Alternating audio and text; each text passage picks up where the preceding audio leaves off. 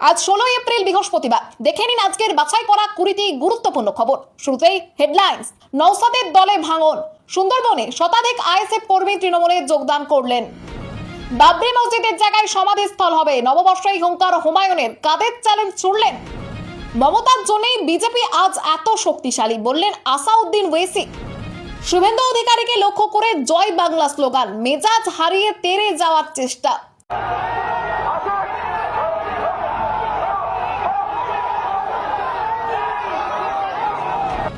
পাশে মোল্লা আছে, সাবধান। এবার শুভেন্দুর বিরুদ্ধে কমিশনের নালিশ তৃণমূলের। পাশে মোল্লা আছে, সাবধান। মমতা পয়লা বৈশাখ পালন করেন না। ভবানীপুরে দাঁড়িয়ে বিস্ফোরক শুভেন্দু অধিকারী। ভোটের মধ্যে বিজেপির নতুন প্রকল্প মাতৃশক্তি ভরসা কার্ড প্রকাশ। শুভেন্দুকে পাশে নিয়ে কি বললেন স্মৃতি ইরানি।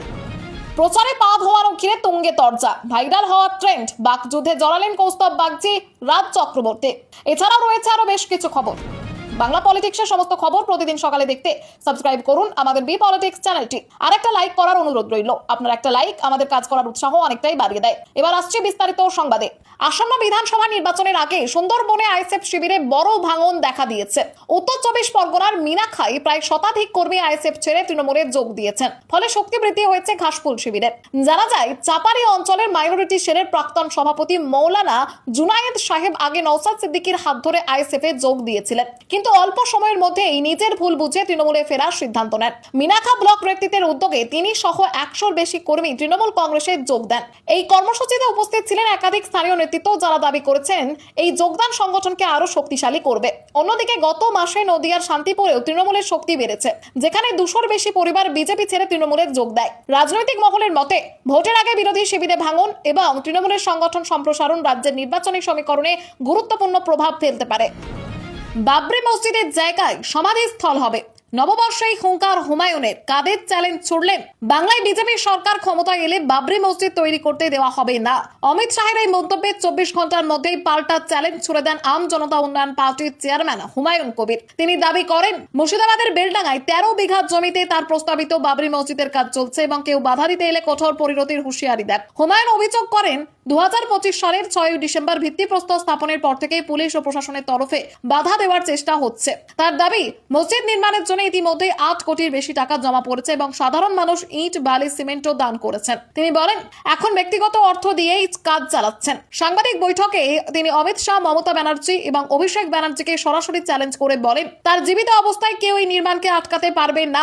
পাশাপাশি তৃণমূলের বিরুদ্ধে দানকারীদের ভয় দেখানোর অভিযোগ তোলেন। পুরো ঘটনায় হুমায়ুনের একাধিক হুমকিমূলক মন্তব্য ঘিরে রাজনৈতিক মহলে তীব্র বিতর্ক তৈরি হয়েছে, যা ভোটের আগে পরিস্থিতিকে আরো উত্তপ্ত করে তুলেছে।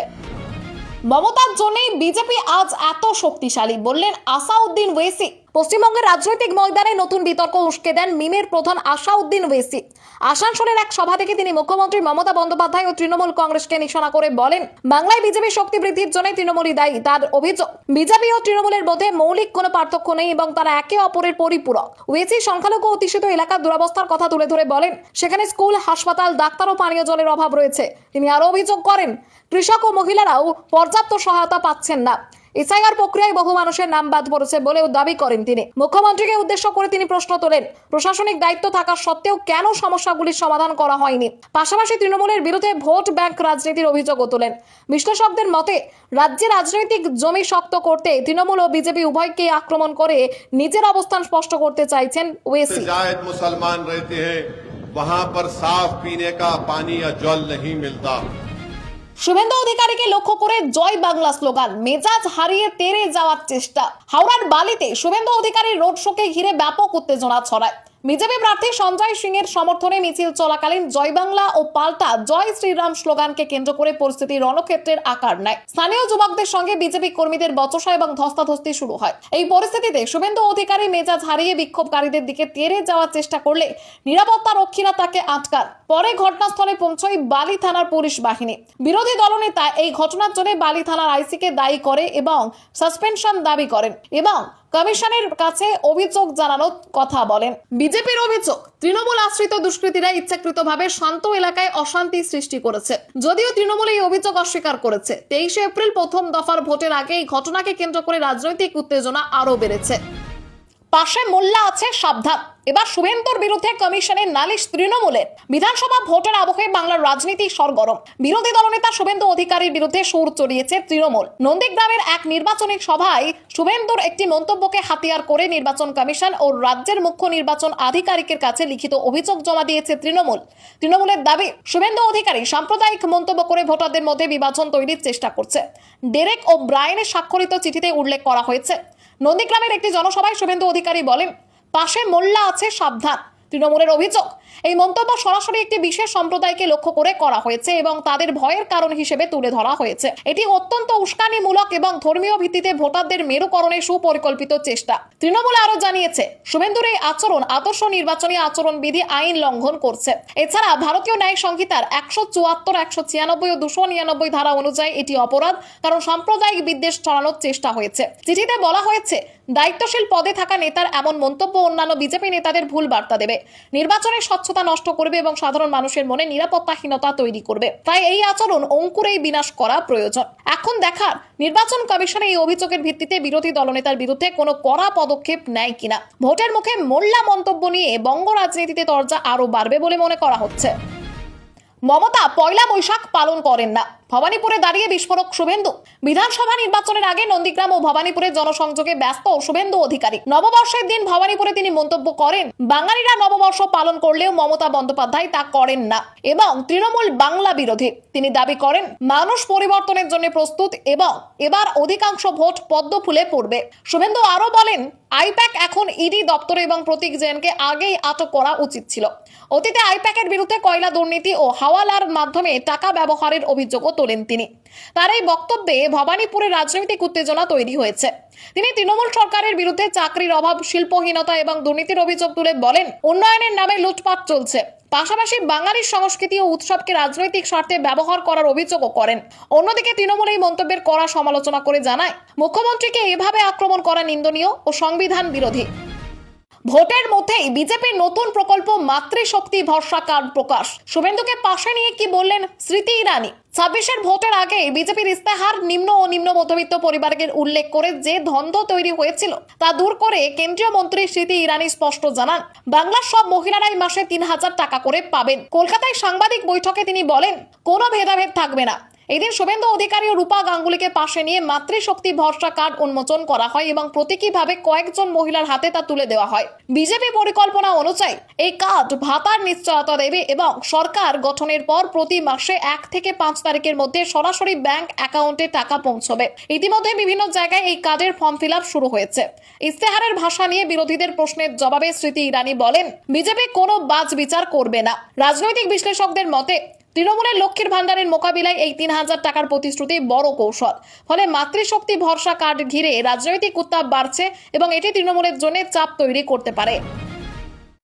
যিনি বিজেপি প্রার্থী তিনি আবার প্রিসাইডিং অফিসার। ট্রেনিং এ না যাওয়াই পেলেন নোটিশ। ফালাকাটায় বিজেপি প্রার্থী দীপক বর্মনকে প্রিসাইডিং অফিসার হিসেবে নিযুক্ত করা এবং ভোটের প্রশিক্ষণে ডাকার ঘটনাকে ঘিরে বিতর্ক তৈরি হয়েছে।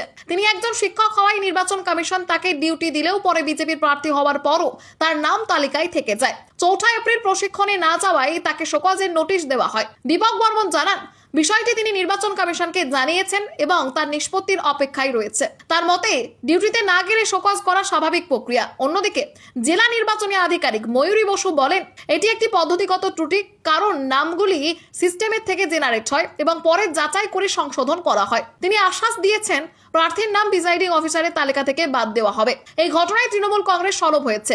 আলিপুরদুয়ারে 23 এপ্রিল ভোটের আগে এই ইস্যুতে রাজনৈতিক উত্তেজনা বেড়েছে এবং নির্বাচনী প্রক্রিয়ার স্বচ্ছতা নিয়ে প্রশ্ন উঠেছে। প্রচারে পা ধোয়ানো নিয়ে তুঙ্গে তরজা, ভাইরাল হওয়ার ট্রেন্ড। বাকযুদ্ধে জড়ালেন কৌস্তব রাজ। বঙ্গে ভোটের আগে প্রচারে নানান নাটকীয় মুহূর্ত তৈরি হচ্ছে। 23 এপ্রিল প্রথম দফার ভোটের আগে ব্যারাকপুরের বিজেপি প্রার্থী কৌস্তব বাগচি ও তৃণমূল প্রার্থী রাজ চক্রবর্তীর একটি ভিডিও ঘিরে বিতর্ক শুরু হয়েছে। ভিডিওতে দেখা যায় কৌস্তব বাগচি এক দলিত পরিবারের বৃদ্ধার পা দুধ দিয়ে ধুয়ে প্রণাম করছেন। অন্যদিকে এক বয়স্ক মহিলা ভোটার রাজ চক্রবর্তীর পা ধুয়ে দিচ্ছেন। এই ঘটনাকে কেন্দ্র করে সোশ্যাল মিডিয়ায় তুমুল চর্চা শুরু হয়। কৌস্তব বাগচি দাবি করেন, এটি সম্মান জানানোর উদ্দেশ্যে করা হয়েছে এবং সমাজের জন্য কাজ করা মানুষদের শ্রদ্ধা জানানোই লক্ষ্য। তিনি রাজ চক্রবর্তীকে কটাক্ষ করে বলেন, বয়স্ক মানুষ পা ধুচ্ছেন আর তা মেনে নেওয়া অহংকারের পরিচয়। জবাবে রাজ চক্রবর্তী জানান, ঘটনাটি তার অজান্তেই হয়েছে এবং তিনি প্রস্তুত ছিলেন না। তিনি পাল্টা অভিযোগ করেন কৌস্তব পরিকল্পিতভাবে ক্যামেরা নিয়ে এই ধরনের কাজ করছেন প্রচারের জন্য। এই ঘটনাকে কেন্দ্র করে ব্যারাকপুরে রাজনৈতিক উত্তাপ আরো বেড়েছে। রাঘব চাড্ডাকে Z+ সিকিউরিটি দিচ্ছে অমিত শাহের মন্ত্রক। পাঞ্জাবের আম আদমি সরকার নিরাপত্তা তুলে নিতেই এই সিদ্ধান্ত। তাহলে বিজেপিতে যাওয়া কি পাকা? পাঞ্জাবে বিধানসভা নির্বাচনের আগে রাঘব চাড্ডাকে ঘিরে রাজ্য রাজনীতি উত্তপ্ত হয়ে উঠেছে। তিনি এখন আম আদমি পার্টির সাংসদ হলেও বিজেপিতে যোগ দেওয়ার জল্পনা তুঙ্গে। এই পরিস্থিতিতে পাঞ্জাবের আম আদমি সরকার তার Z+ নিরাপত্তা প্রত্যাহার করতে কেন্দ্রীয় সরকার তাকে Z+ নিরাপত্তা প্রদান করে। কেন্দ্রীয় স্বরাষ্ট্র মন্ত্রক জানায়, দিল্লি ও পাঞ্জাবে দুই জায়গাতেই তিনি এই নিরাপত্তা পাবেন এবং আধা সামরিক বাহিনী তা নিশ্চিত করবে। গোয়েন্দার রিপোর্ট সম্ভাব্য বিপদের কথা উল্লেখ থাকায় এই সিদ্ধান্ত নেওয়া হয়েছে বলে জানা গেছে। এর আগে পাঞ্জাব পুলিশ তার নিরাপত্তা দেখত, তবে দলীয় টানাপোড়েনের জেরেই তা তুলে নেওয়া হয়েছে বলে মনে করা হচ্ছে।